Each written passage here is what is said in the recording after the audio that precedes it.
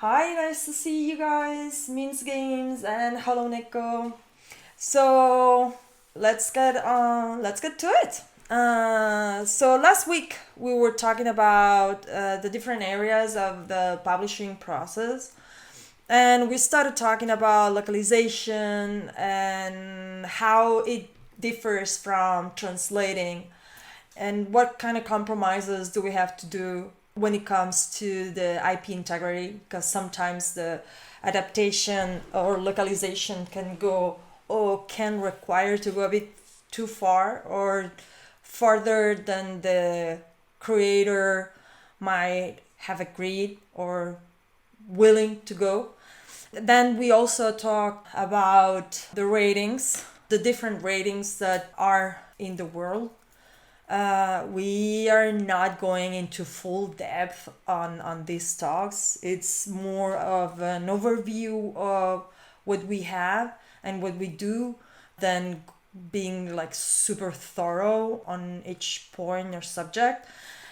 But it is important to talk about ratings and to understand what they mean, especially when it comes to the general public, because the perception that they of the sense of a rating might be skewed or different of what we people from the industry think of them, or even for what they are meant to.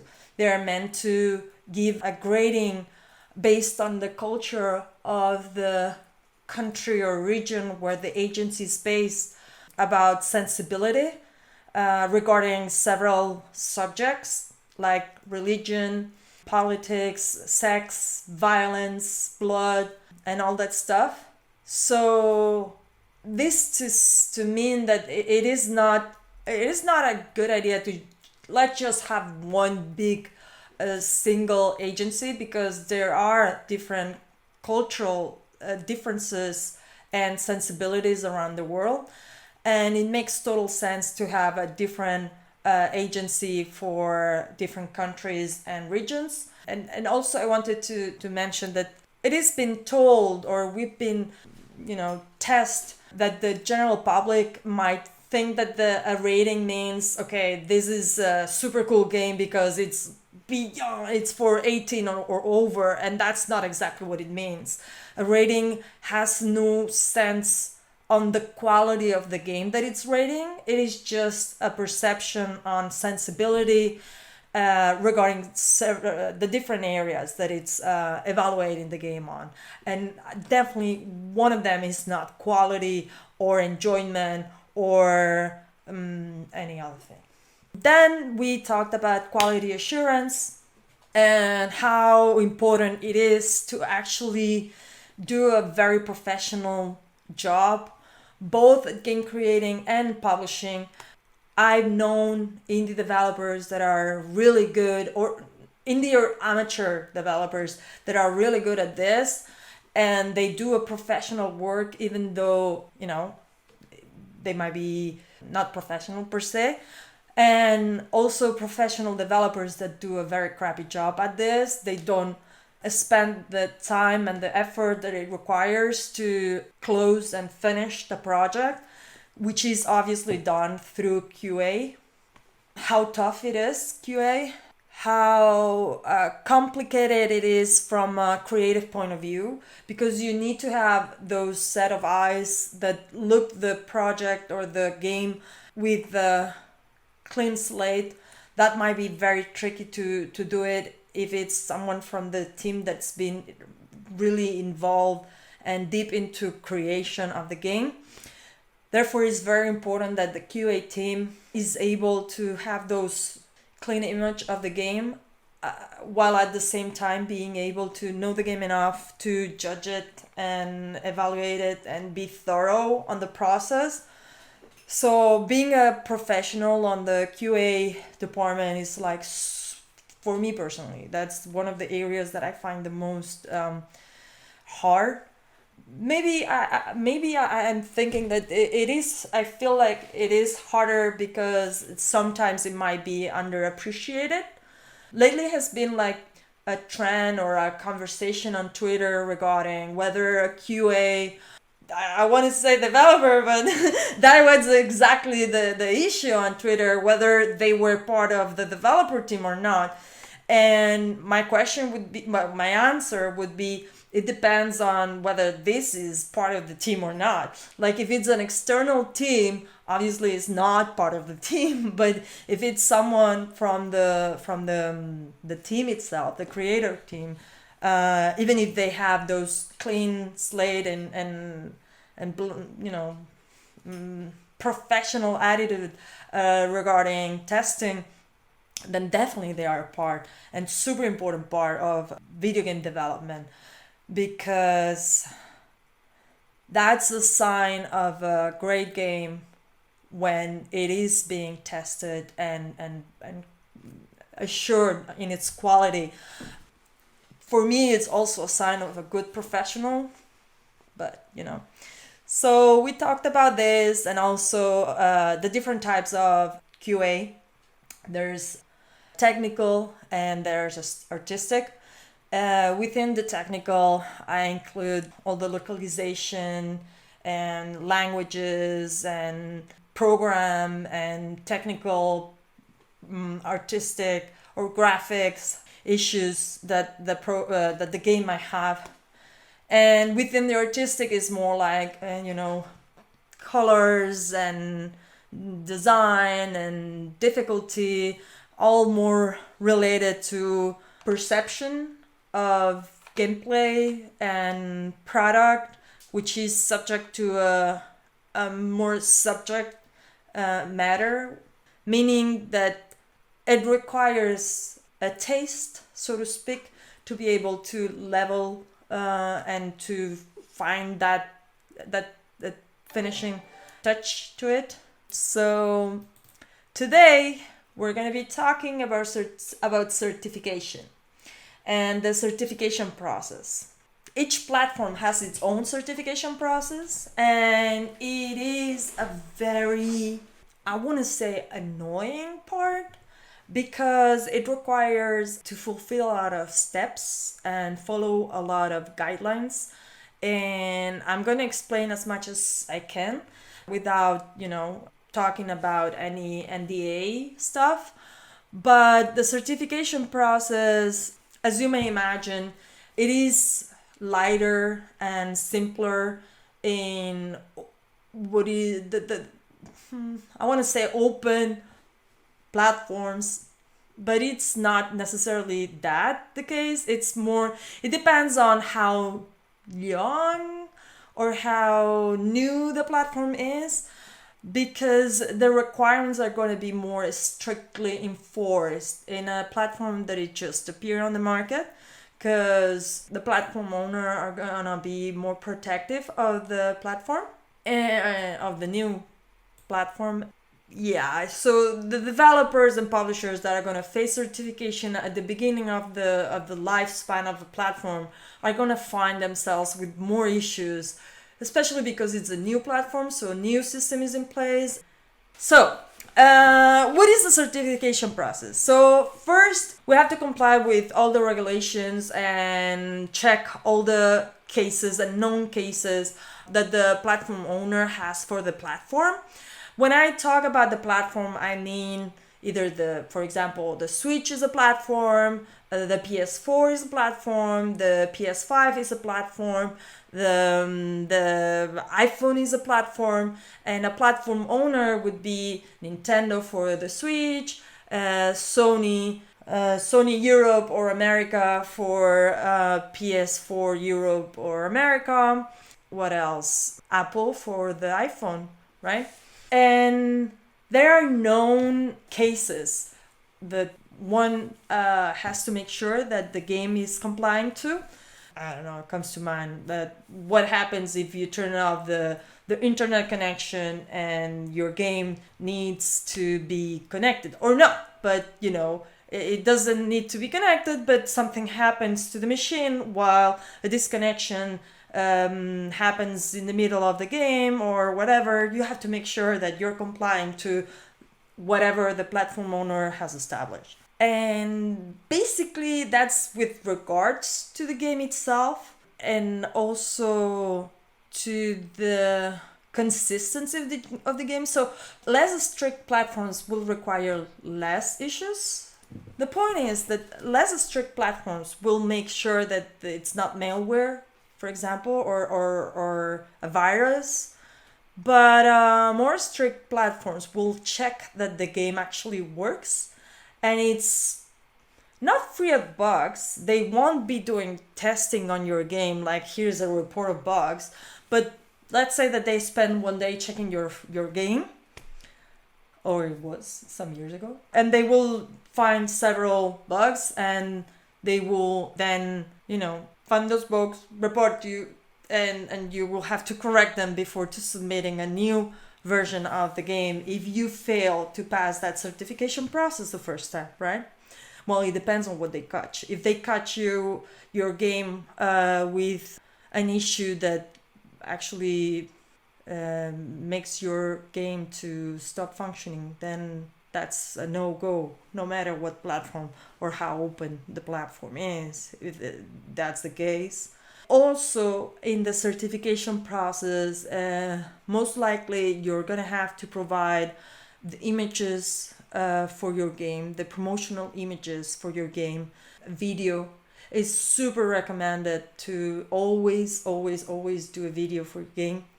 The screenshots that will represent the gameplay. And also the texts that are going to be defining your game.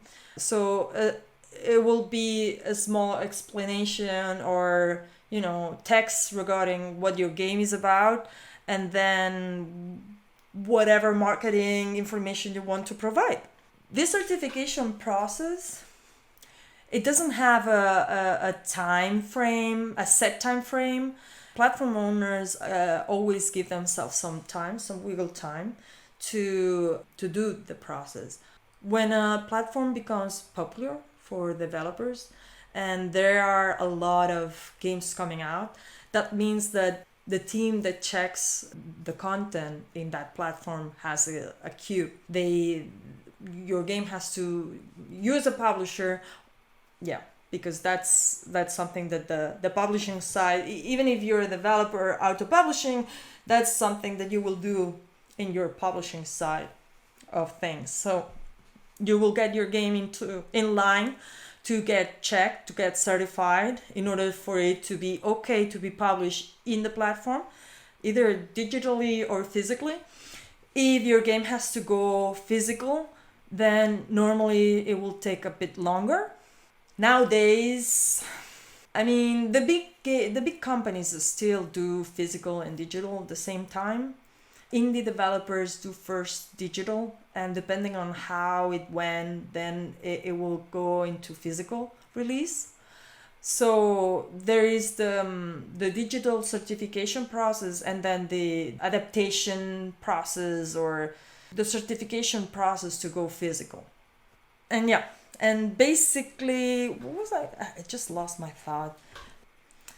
If it comes to my mind, I will let you know. But basically, this is the most important. I was talking about the timing. So you have to get your game in line, and depending, when the platform is very popular, it can take up to a couple of weeks or even longer for your game to be checked, to go through the test. I cannot go into a lot of detail regarding platforms and how the process was, because it is NDA protected and I cannot disclose that. But it took a long time and took several checkings here, in other countries, before your game was certified. And once the game is certified, means that you can move into the next step, which if it's a digital release, you will be able to find a slot. You will be allowed to get a slot to publish the game in the digital store of the platform.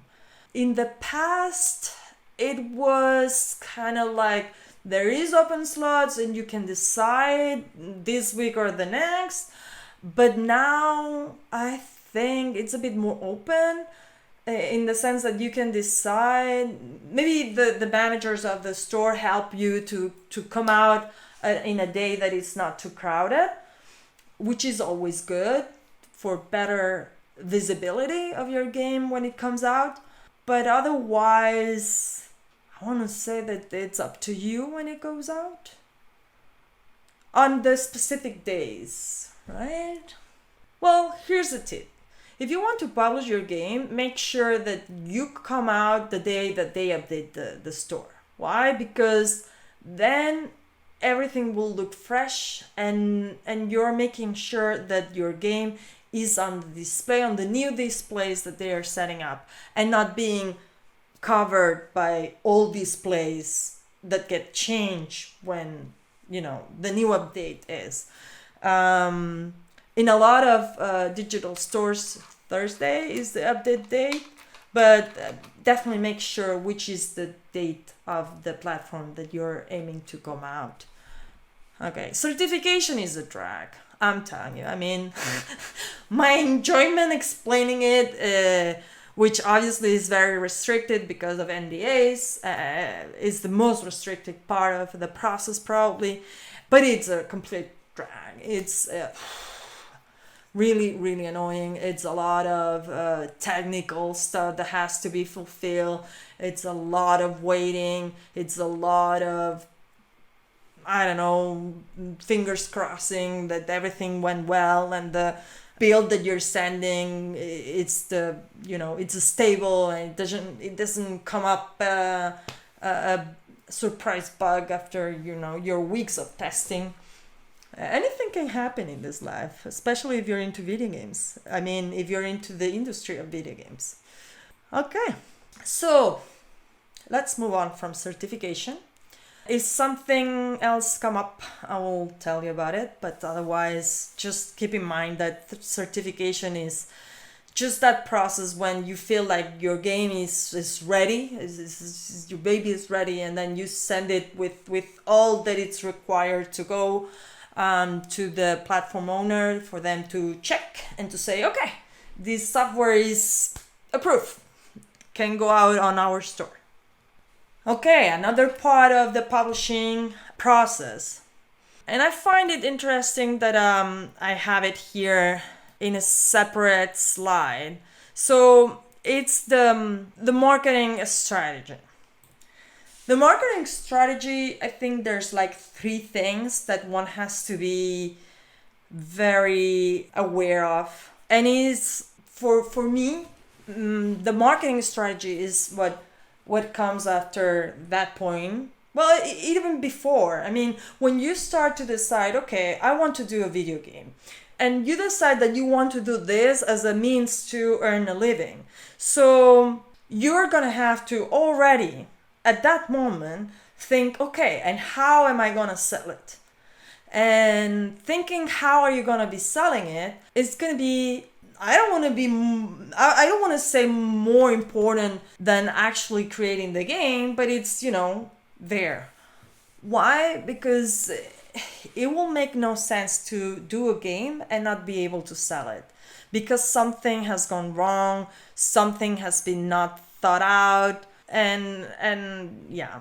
I mean, marketing is super important. Marketing is just keeping in mind and having a thought on how are you gonna sell whatever you're doing. In this case, a video game. Why do we do it? Why do we do the marketing? What is the goal? When we communicate, why do we spend so much time letting people know about what we do? What are we doing? What is this game about? Why do we want people to see a game, our game, and say, oh, I know this? Well, because people, when they know something, they empathize. The more they know about something, they empathize, they connect. And then we buy what we know. And if that's the whole psychology of it, then that's what we want. We want people to know our game, because if they know our game, they are more likely to buy it. And this is the goal of the whole thing, to sell games so we can live off doing games. And what has happened is that with the digital distribution, I already talked about the value chain and how it shifted, how it changed. How it changed from a model that was based on premium and physical releases into a digital release. So prior, we had this long chain of people that were between the gamer, the user, and the developer. It was unbelievably long. There were a lot of people involved for a developer to provide video games to a player. With digital distribution, we effectively shortened that value chain and we eliminated a lot of people in between, therefore removing costs. So, especially at the beginning, we had the market had the impression that digital games should be cheaper than physical games because there were less people involved. So and there were no physical stuff to be created. So it should be more cost effective, right? That's the theory. And of course, I mean, it made total sense. A video game before, it was a box, a cartridge, a manual with lots of pages and images and I mean, a lot of stuff, right? And it took a lot of people. I mean, that was the developer, there was the publisher, the producer, there was the platform owner, there was the manufacturer, the importer, the distributor, the stores. I mean, you name it, the magazines.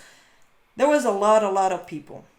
Many of those areas or those actors of the industry, they didn't disappear, but it felt like, well, they struggle, a lot of struggle, right? But that's not really the case. What happened is that the issues, the struggles shifted, and what happened was that the cost of certain things, instead of being on parts of the production, it shifted and went to others, right?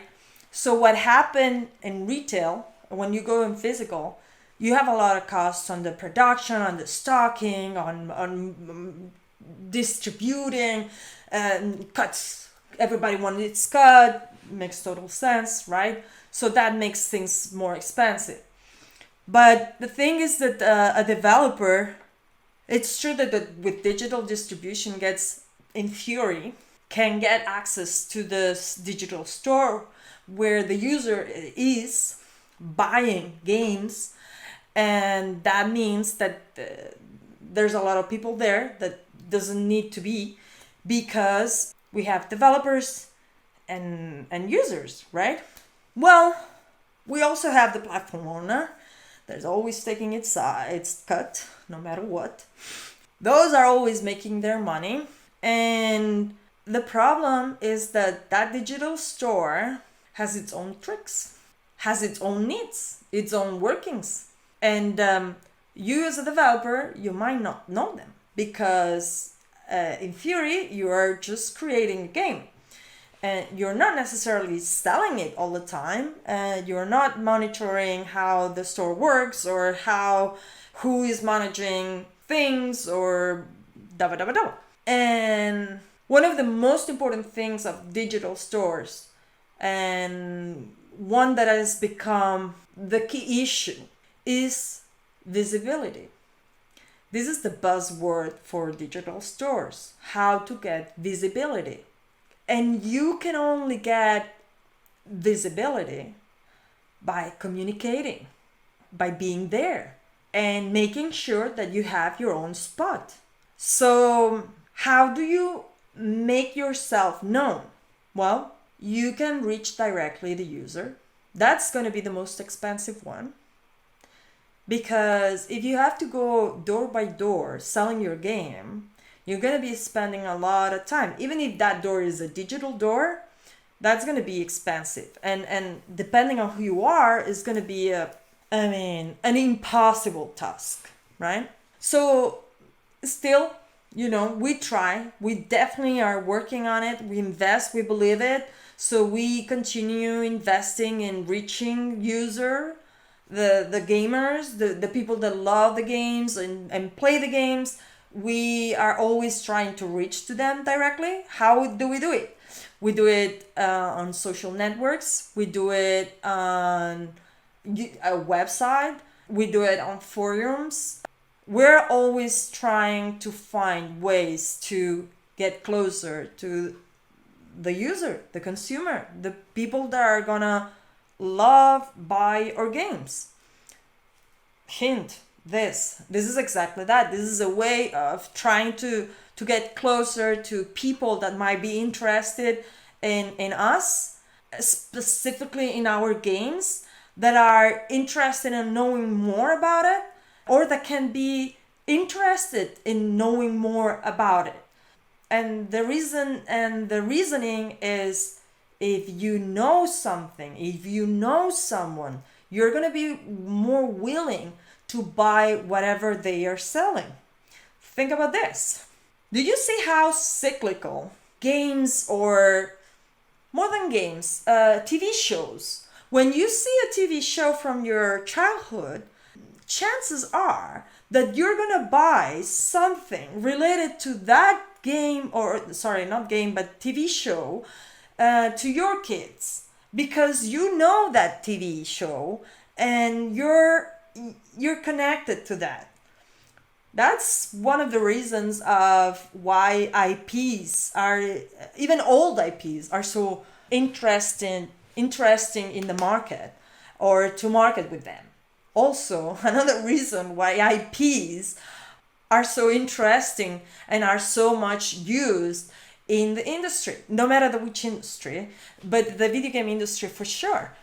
There's a lot of games and entertainment that use IP, that pay a royalty to the IP owner to create a game based on that IP, or to be able to slap that IP on their game or their creation. A good example that comes to mind is the Kardashians game. I mean, the developer didn't create that game for her. They were very good at that kind of simulation game, or experience game, or whatever. And it was just 1+1. That was an awesome experience. They only had to, this, you get my meaning. What they did was an adaptation of what they already had polished, and slap on her IP, her brand, and it was a complete success. They made a lot of money because her brand was recognizable, but their game was really good. So it was a win-win situation. But that's the reason. IP that are known make money because people buy what they know. So if you have a video game and you're starting from scratch, you are gonna have to work that into your game, which is make your game known to the public so they will buy it when available, when launched, or whenever it happens. But that's the work, right? Also, another part to work on the communication to get visibility is the platform, right? I already hinted at it, but clear. You need a direct communication with the platform owner. And you don't have to talk to the president of Nintendo for you to have a conversation with the platform owner. I'm not referring to that. I'm referring to talking to people that organizes the launch of the store, that set up the different groups in the store, or different displays in the store for specific events in the store. That is always very interesting. I have to concede that it used to be easier. Well, easier, everything has everything has its hardships and its advantages. Several years ago, there were fewer stores, so my perspective was that it was a bit more manageable. Nowadays, there are so many stores that, yeah, I think that we're gonna be seeing professing, a specificity on publishers with regards to certain stores or certain processes. I don't know, because at the same time, I'm thinking on the spot here, but we really need the diversification that comes to coming out on several stores, because of what I was hinting at prior, which was that the cost on publishing a video game have shifted. Visibility now is a real struggle. How do we get our game to be known, to be seen? It requires a lot of investment, either directly on that, like, buying a banner on the store or on magazines, but who reads them anymore? So it would be more, I don't know. I don't know where would you buy a banner, but probably at the store if you can. Which reminds me of the war on banners at the App Store at a certain point that made like stupid the cost and the management of that. Anyway, but definitely you have to have a rapport with the platform owner that you're working or that you're focusing your activity on. That's gonna be very fundamental to you as a publisher, working a platform, to have a contact, to refer, listen, I do this. Okay, Abilite specifically, that's our strategy and our positioning is that we do quality. What does quality mean? For us, quality means that we take into a lot of detail and attention the gameplay, the whole package, the experience, the technical quality, the enjoyment. We're not a publisher of volume. We're a publisher of of really handpicked experiences that are experiences that are able to touch you, to make you either enjoy or make you think or have fun, but it's a complete package from beginning to end. It's going to be very important to have that rapport to the platform owner, to tell them, hey, I'm going to be publishing this video game, because there is this rapport and they know what I'm doing and they agree with what I'm doing, in the sense that what I'm doing is aligned with their vision, obviously, because platform owners are going to be bigger than us publishers. They're going to take us into account. That doesn't mean they're going to follow what we say or that they're going to do what we say. It's just that they're going to listen. Of course, they listen to a lot of people, don't get me wrong, but at least there's someone that listens and answers to whatever you say. And it has helped in the past greatly to be consistent and reliable and truth to our word. For a long time, I would say that any other marketing that you would do outside of the store, it was completely a waste of time. So we didn't invest into a user communication. Not really. Of course, we had our support email, but it didn't make much sense. Or we did have a Facebook page that, who cares? Facebook was never really anything for us. And it didn't make sense for us at that moment to build or invest into communication to the user base. Why? Because we were working a platform that it was very closed up. And it was more efficient to us to only have connection to the platform owner, which meant managing 3 groups of people, than trying to reach, I don't know, 50,000 to make a project viable, right? Which is through user communication and the percentages that go down, down, down, down, from whoever listens to you to the ones that actually buy something from you, right?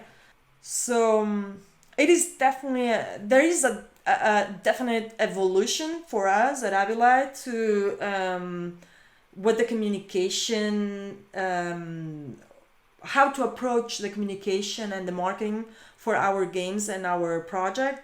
Nowadays, it has been proven so powerful, the user communication, and platforms are getting more open every day. Even if you're just working with console platforms, they are very like permeable by what's going on. Like, for example, a Reddit forum talking about what's going on PS4 or 5 or Switch. That's gonna affect, because there's a there's an organization behind those Reddit forums. Sometimes there's like this feeling of belonging to something, and it has been proven that if you organize a Reddit community, a group of people, it doesn't matter where you meet them and where you talk to them. It has happened on Reddit, on other social networks based on, forums and stuff. You can actually inflict change not only into the video game industry or in a console structure, but, in a bigger scale. Don't want to mention, but I'm referring to the GameStop stock pricing, right? Anyway, third group of people that you want to work when it comes to communication in order to get visibility. That would be the leaders of opinion. So to recap, we would have 3. We would have the users, players, gamers, call them what you want, the people that are actually going to be playing your game.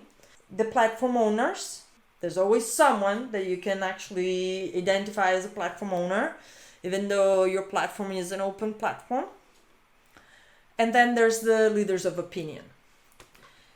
Who are these leaders of opinion? Well, there was a time that leaders of opinion were journalists. Those were the people that wrote the articles, that reported on your games, that put you in the magazines, even digital, and that was like super important. And you would want to work with them. They were, journalists, professionals on communicating what was going on, right? But it has never been like so easy. I mean, of course, they are interested sometimes in talking to you, but most of the time, especially in video games, you're gonna be the one chasing after them to get them to talk about your game. I think that journalists are, of course, important. They have a role to play, but feels like they are not so mandatory as they used to, because anybody nowadays can actually communicate with an audience and create their own audience, and of course there are these still super important media outlets that are professional media outlets. But I remember the time when you really needed to work them like you worked a platform owner. And nowadays, it is of course super nice to work with a professional on any field, actually. But the truth is that you will have to look for your influencers case by case. Every time that we do a game, it doesn't matter what genre or nothing. We part of our marketing strategy is going to be who are the influencers on this for this game, which means, okay, what genre is it? Who likes to talk about this genre? Who who streams about it? Who talks about it? Who plays it? Where do they meet? Which forums do they meet? Also, what about this IP? Is this an IP? It's an existing IP. It's a platform. It's going to go into a platform specific. Who likes to talk about games that are for this platform? Believe it or not, but this is truly what we do when we approach a marketing strategy plan for a game. Who are they? And then in what networks do they work? Okay, depending on the genre, on the type of game, on many things, we might consider a social network more important than another. We will consider, hey, start streaming and talk about how you're building this game. Why not? I mean, it could be anything. The important thing to keep in mind is that in video games you have to be very flexible and you have to be ready to adapt and evolve. And not only into what technology you're using to develop and create, but also in how are you going to be selling it. And when you live of what you sell, like we do in Ivy Studios, you have to be very mindful of what is the way to communicate your game better, right? And because we already know, getting people to know about your game means higher chances for your game to sell. It is very rare that someone is going to buy your game without knowing it or without being given a good image or impression of what your game is about, right? Okay, marketing things to have. There are several things that is very important. I would say that every developer should have a good website. Avalite.com, it's a website that must have, 18 years already.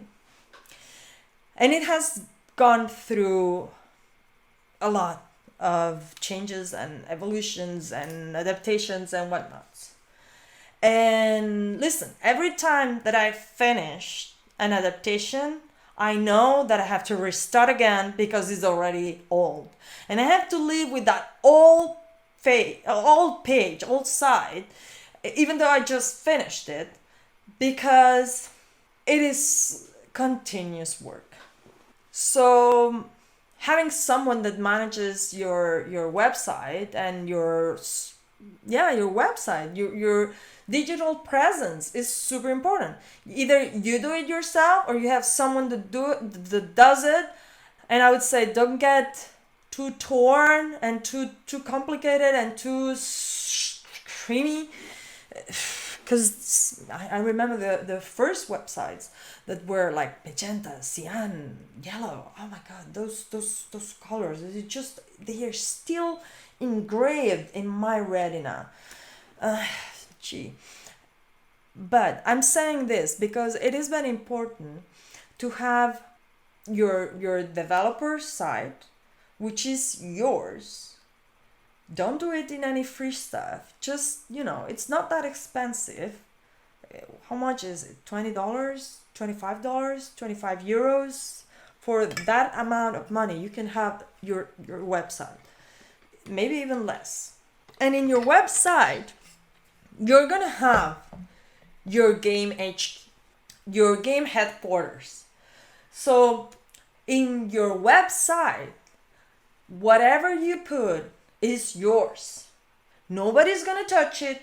Nobody's gonna take it. Nobody's gonna do anything that you don't allow. So use it to put all your information. Whatever you want out there, put it in your website.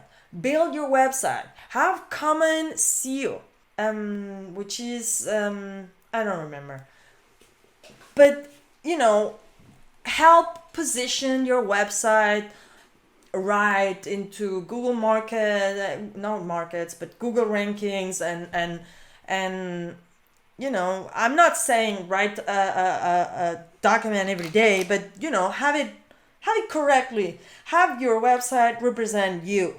Is your core representation is your website, right?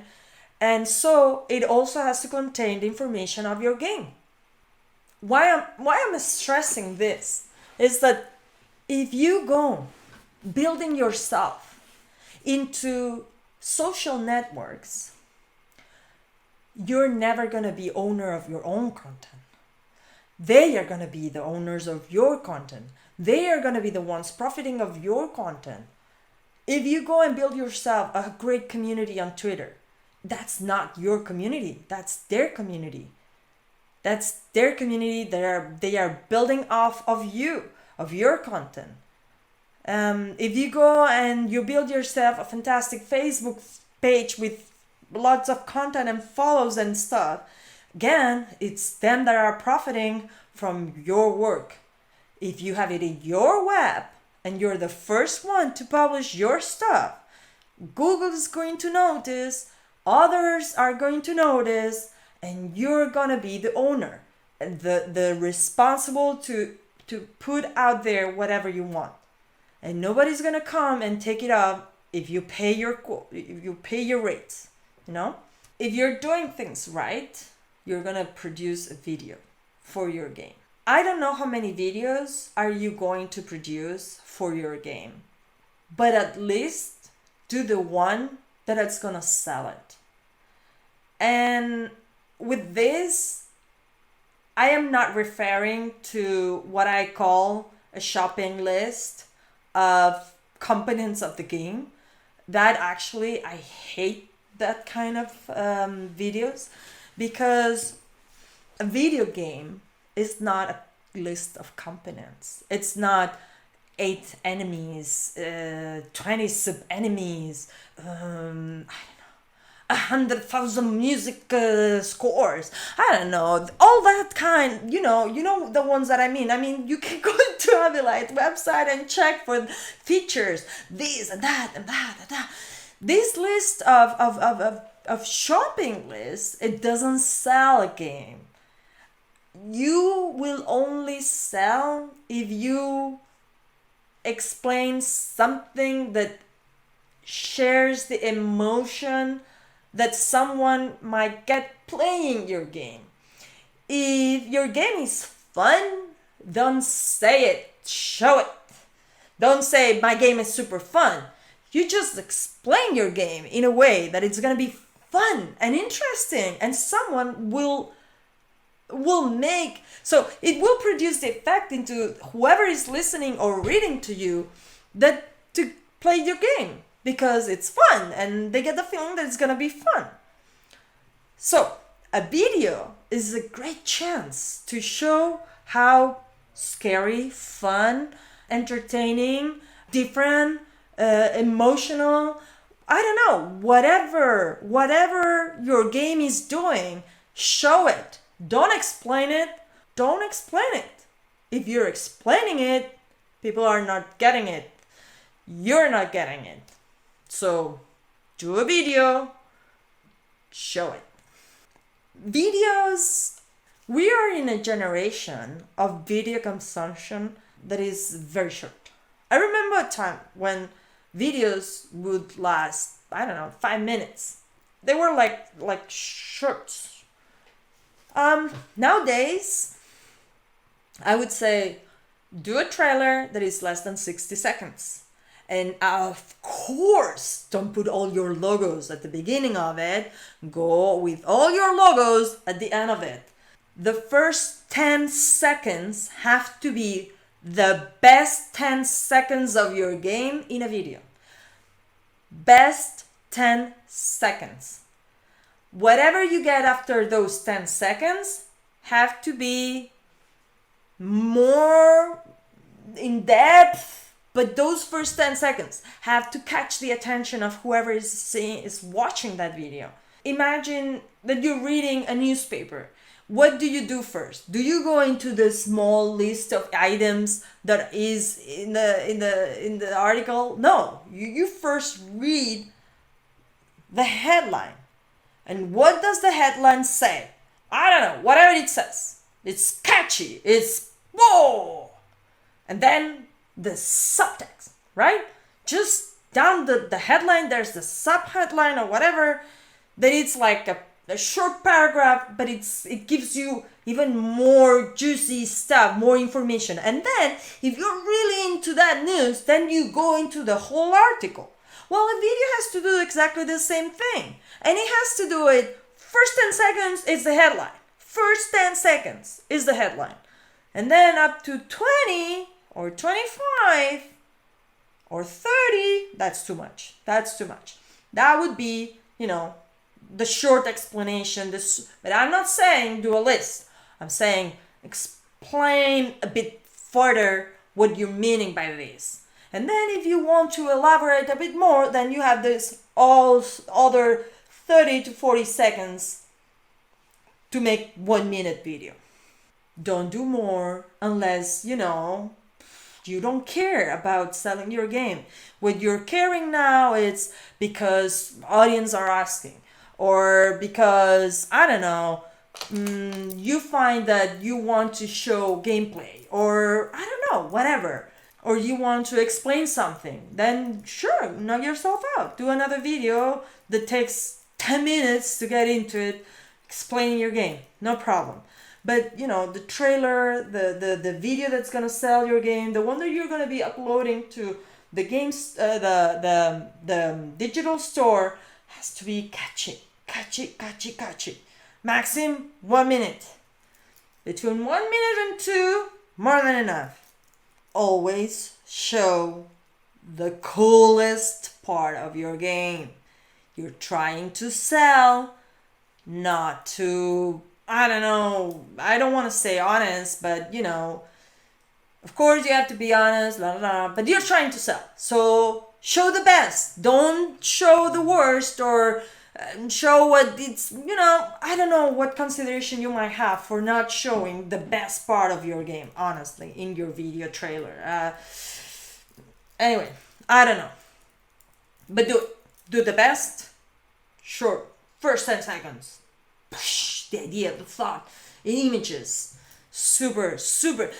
Engage with your audience. And also a great element to have into account when creating a trailer, the music, the sounds effect. People, it has to go together. It has to be connected. The video, what's going on in the video with the music, whatever you're hearing. We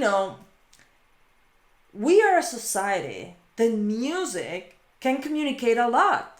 So use it to your own advantage to sell your game. If you cannot get the rights to a popular tune, find a way to compose or to work with Creative Commons or something that will help you match whatever we're seeing on that video with whatever we're hearing. Not to forget the the cousins, I don't know how to call them, but GIFs are also very interesting. Of course, they have lower quality than a video, but they are easy snaps. They are like bites of whatever your game is. It can be very powerful, but for sure it's very shareable, and it can help you get to the I forgot the word, not the virus, the where everybody's sharing your content, right? I forgot, trend, I don't know, I forget the name of it. But GIFs are also very good to use, but don't overuse them. Don't rely heavily on that only. Anyway, another part, screenshots. So what is a screenshot, right? A screenshot, you can do it with your PC. There's like a key that actually makes a screenshot, right? Which is taking an image from your screen. And that would be a screenshot. However, even though technically that's what a screenshot is, you don't want to get confused to what you're trying to do. What you're trying to do is compose an image that fits the screen of the platform where you're intending to sell your game to explain or sell your game through that image, right? Or that collection of images. So be mindful of the core message that you want to put out of your game when creating those images. It might not be just clicking a button to get that image. It might take hours to create that image. And it's okay. It's okay that quality takes time. that's work. That's thought, not chance.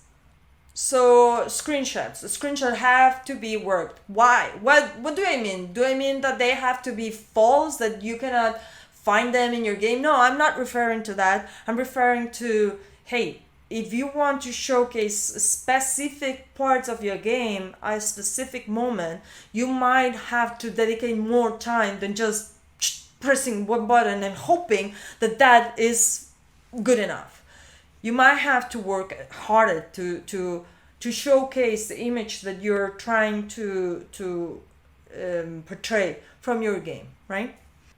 And definitely think about how it's going to be perceived in the store, in the digital store.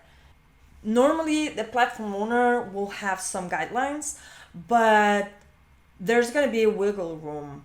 Explain how to play your game or what is awesome about your game using very few words, and show it in the screenshots too. Always show it in your screenshots. An icon, it will require a lot of work too, because icons are normally the first image that we get from a game or from an app. It's like the face of the game or the app on the digital store.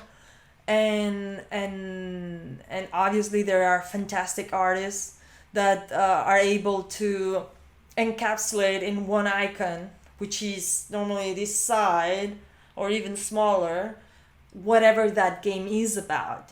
I remember when I was teaching in the university, and we would talk about icons, and I would do simple tests, right? So this icon, what do you think it does? What do you think this game is about? And I remember that I selected one that I thought, oh, this is really bad. When I selected it, right? I thought, oh, this must be really bad, right? I think it was like a penguin. What was it? I think it was a penguin going away or something like that. And I thought, this is bad, because I don't recall the thought. The point is that when I showed it to the class, they all told me, this game is about this. And I'm like, yeah, okay. So this was my example for a bad icon, but actually you got it all right. So there might be some like generational gap because I did not get that from this, but obviously if you got it, this icon is doing perfectly their job at it. So this to mean that the icon is really, really important, and testing and doing mock-ups of how the store looks like is also important to see whether your icon is going to be is going to look right, it's going to be identifiable, is going to be correct. There's a lot of also, that would be interesting maybe to talk with someone from marketing artists to talk about all these issues, because I know that, for example, it is better to do an icon with a face. That's why we find a lot of faces in video games. because faces connect with the audience. So there's a lot of people trying to connect through the face, putting a face into their icon. And then you want specific colors that are gonna make it pop. But at the same time, there are specific colors that connect better with areas. For example, like blue and orange connect very well with money, specifically orange. And anyway, things like that, right? Fourth that we need is an elevator pitch.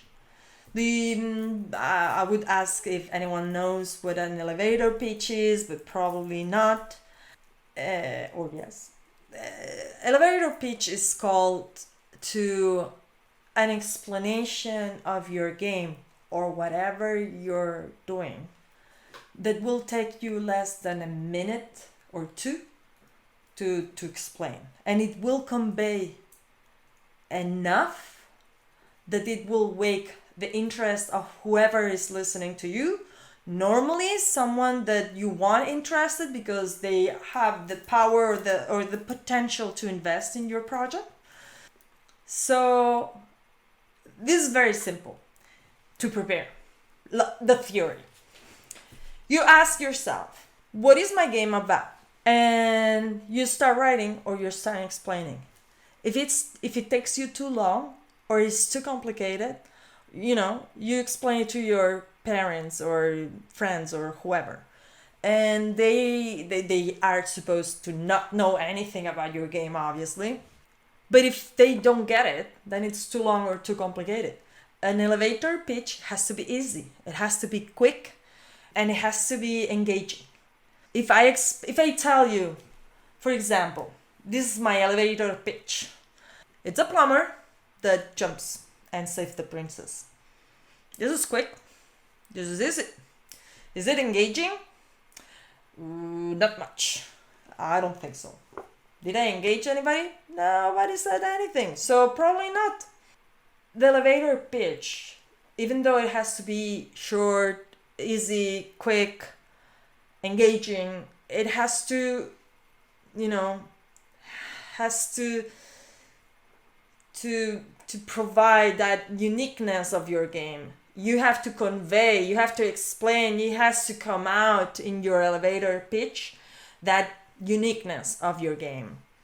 If you start talking and someone is not paying attention, not following, then probably it's not that interesting, or you're not engaging with that person, with whoever is listening to you. You have to be adapting. However, if you build a good elevator pitch that is tried out and it's, and you test it and proved it, it should raise the interest of your audience. You should come out of an elevator pitch having an interview meeting or a longer discussion, in-depth questions, something that means that person is hooked. Remember, don't clog whatever you've done right in your elevator speech in your longer speech, right? Another thing that we like to do, although I feel like it's part of the old school publishing style, it's the press kit. Press kit tended to be everything that I said. Information of the game, the developer, the publisher, the publishing of the game, all this information, the video, the assets, the icon, the logos, everything you wanted to provide, awards, I don't know, whatever, the credits, and we would set it in a press kit, so a kit for press.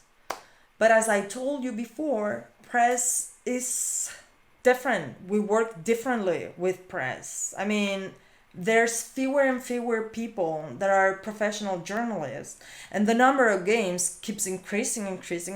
So as an indie publisher, indie developer, you do work with them, but you cannot rely on their work for you to promote your game. So you have to go other roads, like engaging directly with the community, with the user base, with players, with the platform owners. You have to find other ways to make your game known beyond those professionals that are up to here, because the market has shifted.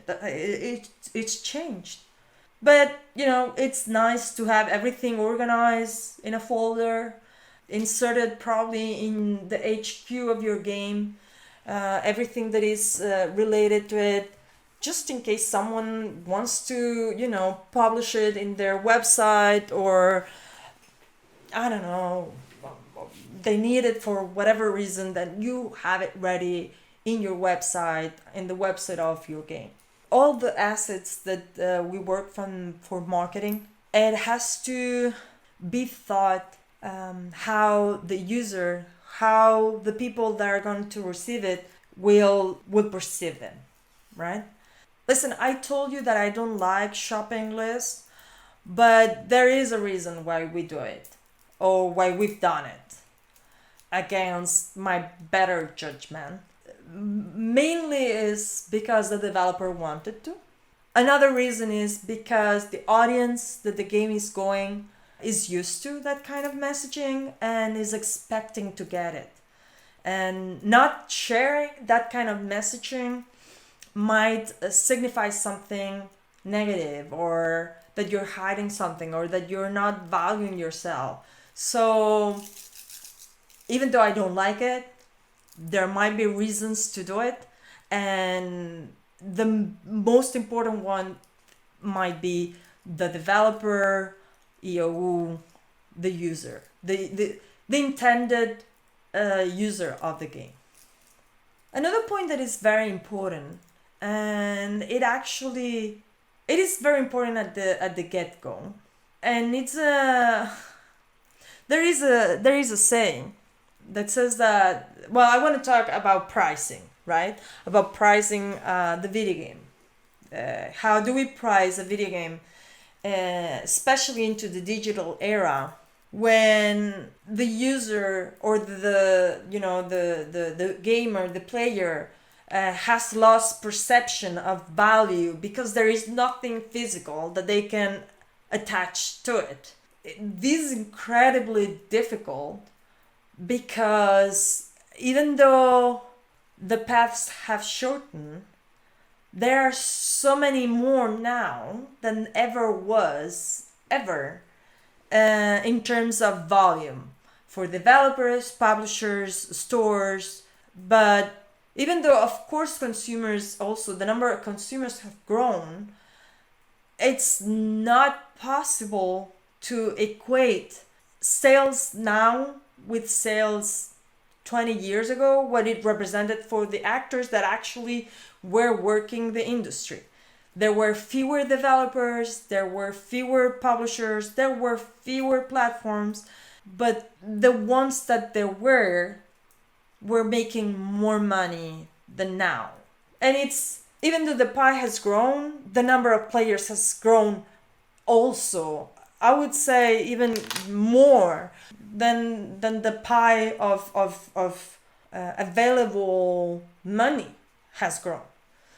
So all to say that the perception of price, the perception of value in the digital era, which is the one that we are now, has shifted. So a lot of people, and also because of the power of a AAA game, a AAA company is going to be able to charge whatever they want for their game, because they have the money and the power. Basically, power here means money, to put their game in front of everybody's eyes, where an indie developer or an indie publisher is not able to do that. There is no budget of millions and millions of dollars or euros to communicate, to market the game, an indie game. So the amount of sales that an indie game is able to make are going to depend heavily on on the chances and on opportunities that the company has gotten. Like us, we do a lot of guerrilla marketing because that's the safest bet for us, because we don't have the resources that a AAA company would have to make sure that their investment was not a lost investment. Do you know that fact that you might spend 50,000 euros, or let's say €1,000,000 to promote a game in Spain? For example, is an example. Just take your own country, except the United States, because it's obvious that 1 million in the United States is like nothing, because the United States size-wise is like a whole Europe. So, a state. In the United States, it would be promote your game in just one state in the United States, right? In Europe would be take 1 million to promote your game into your country. Maybe you do something, but it won't be enough. It won't be enough to make your game successful enough to guarantee that you reach that level. Well, maybe 1 million is too much in Europe, because I'm thinking that not all the countries in Europe work the same, because different sizes, different cultures, different traditions. I mean, if I would spend 1 million euros promoting my game in Germany or the UK or even France, maybe I would be able to, make a lot of money, because these are very strong markets for the video game industry. And 1 million is 1 million. It's a lot of money. But still, I'm thinking, well, if I could make that investment in marketing in one of these countries, maybe this success would be reported in other markets and it would create a snowball effect.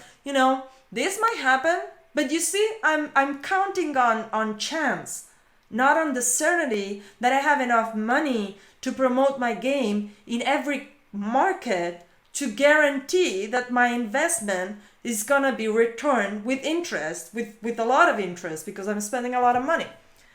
So guerrilla. Guerrilla marketing is the point. And how different the positioning of a AAA game is versus an indie game.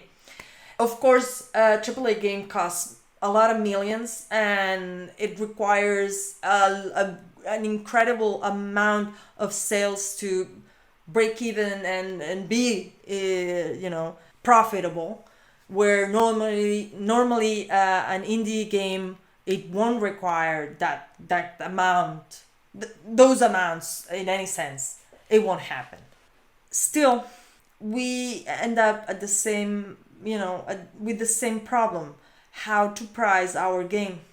This is a very lengthy explanation and discussion, and I think that beyond talking about how pricing an indie video game is more an art than a science, I think that I want to talk more about market and a strategy and the factors to take into account to price a game.